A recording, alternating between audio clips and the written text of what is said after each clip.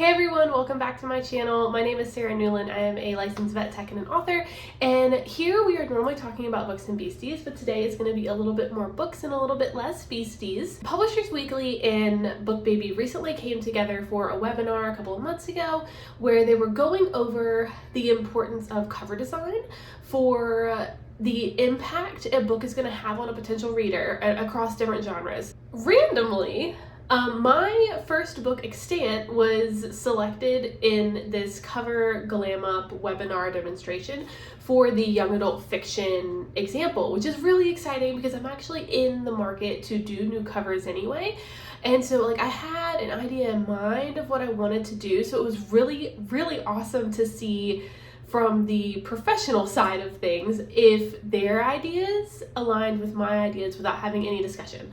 So they did this glam up. Again, I didn't even know that my book was selected until I watched the webinar. And as soon as I saw my book cover pop up, I was like, oh gosh, they're gonna destroy me. And they didn't. I mean, they did, but they were really, really nice about it. And the whole reason I'm in the market for new covers is because I know that it could be a lot stronger anyway. This is my cover as is. So I was really excited that they chose my book, and I was really hoping that they were going to be pretty critical of it. So they were critical nicely.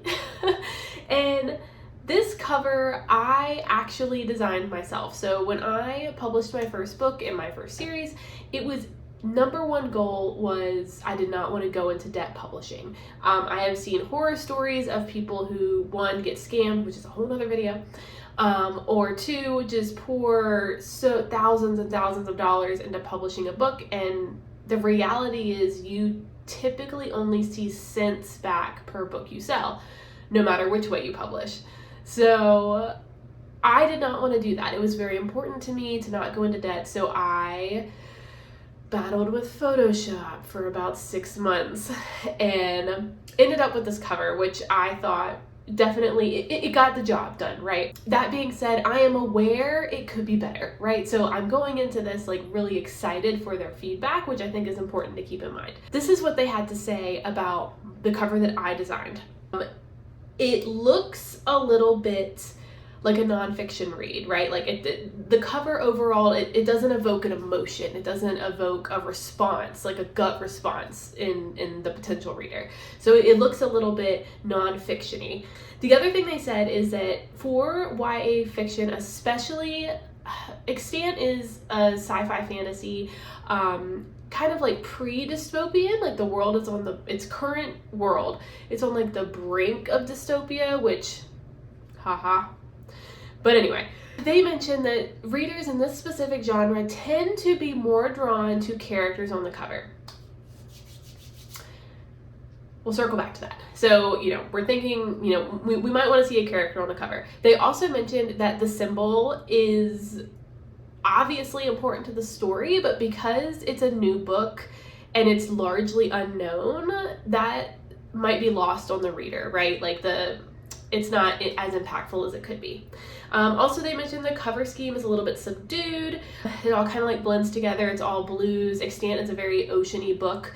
That's kind of what I was going for there, was the blue, but I totally get what they're saying. It doesn't pop, right? The typeface and colors, again, are not as exciting as the story sounds. It needs more energy. So they did the cover redesign based solely on the blurb on the back of the book, which is also fascinating, first of all, because I think they did a really good job, but it is telling because it made me realize, and I don't even mention that it's an ocean-y based book, and the whole premise is that this group of teens can teleport through seawater, and that's not a spoiler, that's the premise, that's the book. So when I get new covers done, I will probably rework that blurb. So that's where we're at, right? So I based this cover off of what I could do myself, and let's see what they made. Let's see the glam up. I'm sorry. We're obviously buying this version, right? This is the book you're picking up off the shelf. I remain mind blown, especially because this was crafted just off of that blurb on the back of the book. They did not read the books. There was just no time. Like, you just can't invest that much time for a webinar.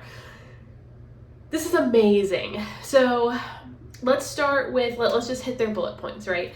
So there's a strong, bold image of the protagonist. And something that they mentioned in the webinar that I also highly agree with is that my reservation in having a character on the front, this was in my notes that I already had done for what I wanted to do for a cover redo, was having a character on the front. I like the reader to be able to imagine what that character looks like themselves. So I love that this is a really suggestive silhouette. Like, we're not doing a lot of features here. You can tell that it's just a female protagonist. That's all you get from this, and I really love that. And I like it's mentioned that it's like a literal depiction of her being in the dark, which I think is something that like our subconscious might pick up on. I love that because it's her, you know, she's found out that she has these powers. Her parents have essentially been lying to her. Her parents are missing, and she's kind of left to pick up the pieces after a bombing in her hometown. And she's off on this whirlwind quest to figure out where her powers came from, find her parents, and decipher some lies and deception along the way. So she is in the dark. I really love that. The imagery behind her alludes to the destruction in her life, both mentally and physically. Love that. For me, this rings a little bit to post-apocalyptic dystopian, but again, all they had to go off of was that back of the book. I would love to see like a tempest sort of ocean, like really rough seas. That would elude the same kind of feeling here. And the cinematic colors, so a lot of really high contrast, kind of, you know, ups your pulse a little bit, gets the adrenaline going. And then the really large title, really bright title, where they still incorporated the symbol. And as soon as I saw the symbol in the title substituting the A, my brain was just like, well, duh, like, why didn't we do that the first time? So absolutely genius. I love it. Overall, I love this remake, and it's just incredible because this is without consulting me or like my vision at all. This is just going off the back of the book, and they pretty much nailed it. This is almost exactly what I would like to see, which is absolutely incredible. And it does, like, you can feel when you look at the two side by side, we are definitely drawn to the book with the character on it. It is brighter, it has more energy, it pulls you in. You kind of want to know, right? Like, you want to know before you even read the back of the book. So I am eternally grateful to have had my book randomly chosen for this. It's been really helpful. And also, you know, this is kind of where my brain was already leading in terms of cover redesign, but it's really helpful to see it, to see what it could be, to spark some other ideas that I hadn't really considered, especially with like rearranging where the font is placed on the title, on the cover itself. So yeah, I'm really excited. I am in the weeds of cover redesign right now, so when we have a new cover, I'll share it with you. BookBaby and Publishers Weekly for randomly choosing me. This is awesome. And yeah, I'll see you here next time. Check out some Books and Beasties videos while you're here. Bye guys!